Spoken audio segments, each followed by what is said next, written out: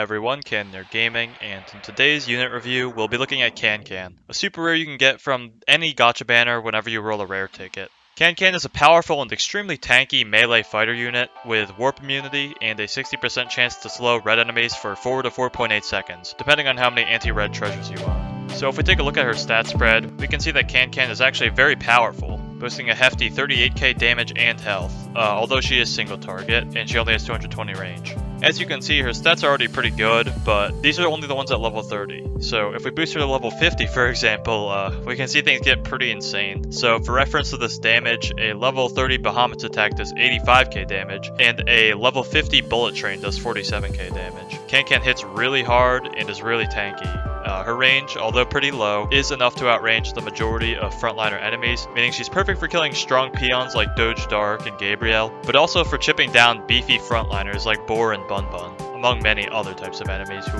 tend to stick to the front lines. And if an enemy manages to get close enough to hit her, her amazing health and 5 knockback counts allows her to easily reposition and continue attacking from a safer spot. And even if the enemies do kill her, she only costs 675 cash and has a 12.5 second cooldown, so a new one can be deployed in no time. So just from these stats, you can see she's a really amazing unit, even without her ability factored in. Speaking of her ability, I'd like to say that works quite well. So 60% slow is a very good probability, and the slow's uptime is 62 to 74% depending on how many anti-red treasures you own. And reiterating on the low cost and cooldown, having multiple Cancans on the field ensures perma-slow on a red enemy, although this does not happen very often since having single target and long force swing and time between attacks does inhibit this ability quite a bit in terms of reliability and perma-slow. And also, if there's too many enemies on the field, then, her single target prevents her from slowing one enemy. Also, of course, she's incapable of slowing enemies that have higher range than hers, so really powerful, dangerous red enemies like Red Malice and Master A are incapable of being slowed by her. In terms of prime targets, I would say her ability is most useful against Sir Seals, Boars, and those queen red pig things with the crowns. Don't know their name, but yeah, those guys. And as for some annoying red enemies like Ginger Snakes, she just flat out insta-kills those, so the ability never factors into the weaker red enemies who are on the front line. Cancan's other ability is Warp Immunity. This seems kind of randomly tacked onto her, but it's actually pretty good sometimes. When you're fighting starred aliens who can warp, it's of course helpful, though against the hard-hitting starred aliens like Alien Laboyne, it doesn't really matter since Cancan's 5 knockback count allows her to easily be knocked around by any deal of significant damage.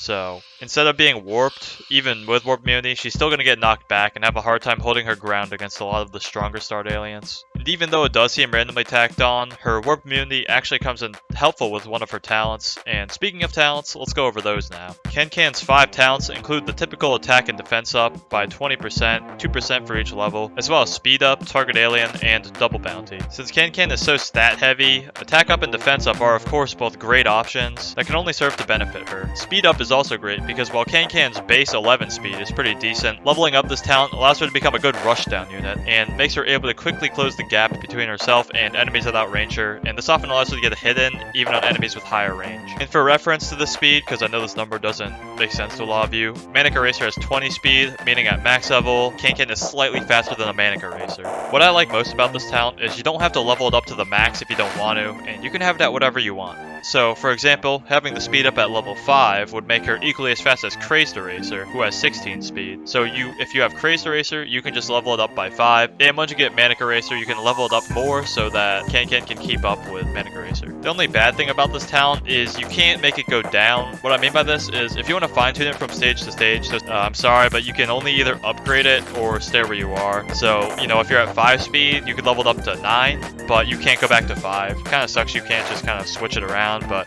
it is how it is, and usually just having the high speed is good anyways. So it's not that big a deal, but it's worth noting. On to the next talent, Target Alien. This is what I was saying earlier with Warp Immunity coming in handy with one of her talents. Some people dismiss Target Alien as useless because Psycho Cat and Seafarer are both better crowd control for aliens, but I recommend getting Target Alien anyways because while her slow ability pairs in comparison to Seafarer and Psycho Cat, she's still a pretty good support crowd controller as well as attacker, unlike Psycho Cat whose attack stat is way too low to deal any significant damage. Cancan, as we well know, has very good stats. So while this ability isn't as useful as speed up, it's not bad by any means, and does serve as usage when you're completing Cats of the Cosmos and Into the Future. Now, on to the final, and in my opinion, best talent she has, Double Bounty. Cancan gets twice the money from killing enemies, and this is what makes her the best units in the entire game. Okay, so as I said earlier, she has better damage, better knockback counts, more range, and lower cooldown than Bullet Train. So imagine Bullet Train sacrificing its speed to get actually good survivability and becoming even stronger and healthier. Does that sound like a balanced unit to you? Personally for me, it sounds completely busted, and it is in practice and in theory. With Cancan's super high damage, she can harvest tons of money from a slew of high health peons like Doge Darks, Brolos, etc. The list goes on, and it is also often to make a killing blow on the bigger enemies too, artificially boosting your revenue to a ridiculous amount. This talent is a complete game changer, and it makes me never use Bullet Train unless I need his speed for some reason, like in a super rush stage. But I mean, Cancan speed up is pretty good too. Of course, Bullets is better, but you get my point. It's funny because Bullet Train is considered by most people a pretty good unit, but the fact that Cancan's talents are just so good that I never end up using Bullet Train is just funny, and it completely derails Bullet Train if I'm being honest. Yes, I did force that joke. So to sum up what I think of the talents, all of them are awesome. You should get all of them. I don't have attack and defense up only because I am a free to play. I don't have enough NP. Basically, this is my priority though. As you can see, Double Bounty comes in first by a long shot, followed by speed up, followed by target alien, and then attack and defense up in the caboose because they're not cool. Like, you know, they're just pretty boring, but they're good too. And now to rank him as an overall unit on my tier ranking scale. In early game, I gave Cancan an S. A lot of early game units have really low stat spreads because, you know, the Ponos didn't want them to be overpowered in early game. But if you manage to get Cancan True Form in early game, you can see the insane stats at just level 30. They will destroy everything. She's good into the future with target alien. If you actually wait, into the future? No. You get talents after into the future. But she is good in Cats of the Cosmos, which is in mid-game. Speaking of mid-game, gets an S in mid-game too, because Cats of the Cosmos with the alien ability.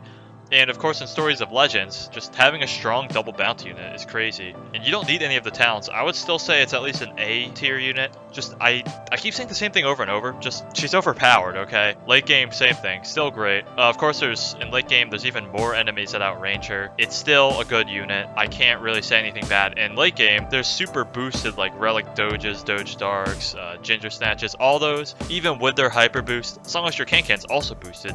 She one-taps all of them, which is a feat not a lot of units under 1,000 cash cost can do. Finally, the specialist ranking. I decided her specialist thing was just her ability, which is anti-red and anti-alien. And I gave her a B in this category because while the ability's parameters are good, she's not the best unit to do it because, again, you know, 220 range, single target, long time between attacks, just kind of unreliable if that thing is hiding behind a bunch of other things. You get my drift, so I give it a B because the ability's good. The unit that has it is not good at delivering the ability is the only problem. In a lot of ways, Cancan's kind of like a mini Balrog, except you need way less investment because, you know, Balrog needs max in all talents. I don't have any of Cancan's talents maxed. I mean, I have the double bounty and I have the target alien, but the speed up is at like level 5 or 6 or 7, and the attack and defense up are completely uninvested in because I could just use cat size to boost her. Cancan is just overall, to sum up, 2 words, she's a stat monster, and I can't really say anything else about her. If you like the video, please subscribe and watch some more of my unit reviews,